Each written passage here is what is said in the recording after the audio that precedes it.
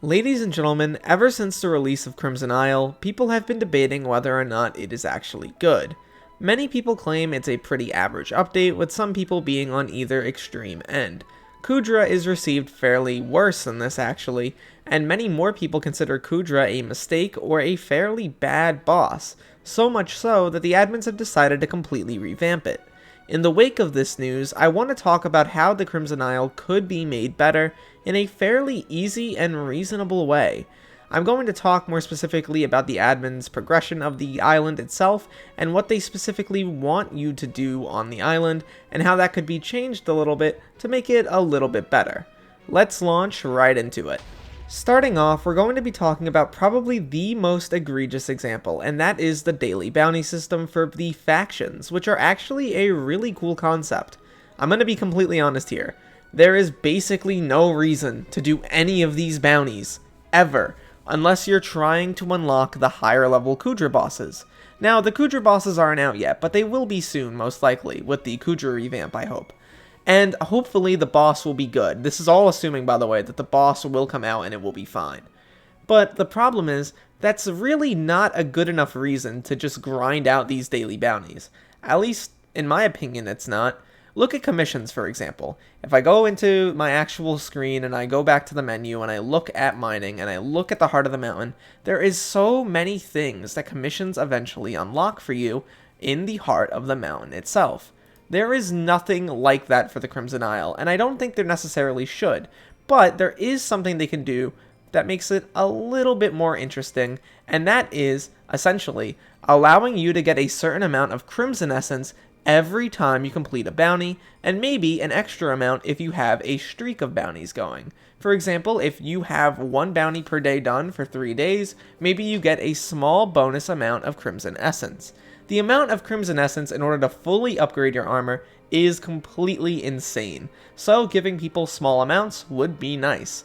On top of this, you can tie it to the actual progression of the daily bounties and factions themselves. The higher your faction level, for instance, the more Crimson Essence you actually get. It's very obvious that the entire point of the Crimson Isle is to unlock these final sets. Things like Aurora Armor and Crimson Armor are supposed to be these endgame sets, very similar to how the End was made. However, there is very little reason to grind out any of it. If fishing is the best way to unlock the material to upgrade your gear, there is a severe problem with the island. Don't get me wrong, I'm not saying that fishing shouldn't be a way to upgrade it, but come on. There should be a way other than fishing to actually obtain easy and decent amounts of Crimson Essence, and I think that the daily bounty system would be an excellent way to implement that. On top of this, I think that for the first bounty you do every day, or the first time you do the Matriarch event, which I actually think is really fun, you should get a basic Kudra key. And maybe if it was tied specifically to the daily bounties, the higher that your level was, or the higher that your faction level was, maybe you had a choice of getting a higher level Kudra key. One per day is not going to ruin the economy, especially since, if I take out this armor and I go into the Hex, you can see that in order to upgrade it, you need money by itself. You don't just need Crimson Essence. You need to actually upgrade the item with a ton of money, and this increases exponentially the higher level you go to.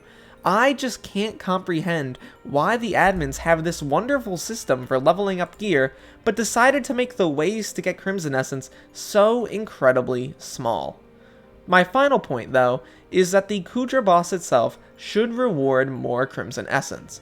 It should reward a lot more. Something like 30 or 40 Crimson Essence for the basic tier would be fairly nice, scaling up exponentially with the actual levels. It would make a lot more sense if the final boss, the infernal version of the boss, gave something like 1500 Crimson Essence.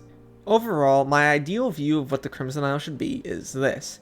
If you want to grind out Crimson Essence, which is the fundamental endgame for this island, and before anyone says Blaze Slayer, that is separate, in order to actually upgrade the gear, you need a lot of it. So the best way to get it is going to be either doing the daily bounties, which will give you more and more Crimson Essence the more you do in a set of, streaks, or the higher faction level you are, or you could do Kudra itself, which will give you more and more Crimson Essence for the higher levels of the boss.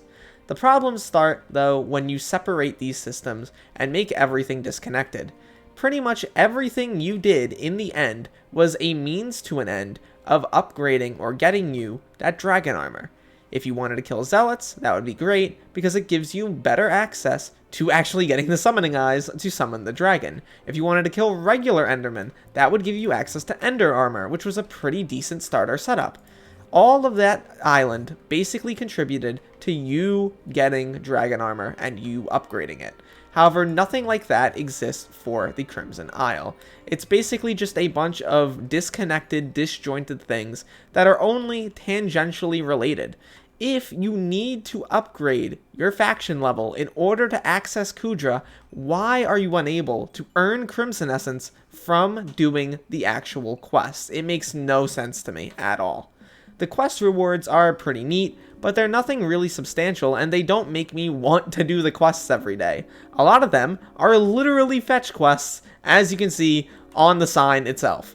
I have no idea why they decided to set up these two completely separate systems without making them, a little bit interconnected, but that's my thought process. I really hope that with this Kudra revamp coming soon, they can actually, make this change and make it work. I feel like it'd be pretty nice. You could even expand it to the dojo if you really wanted. However, I know a lot of people feel like the dojo is unfair to people with bad ping, so I'm very hesitant to adding any special reward for doing that.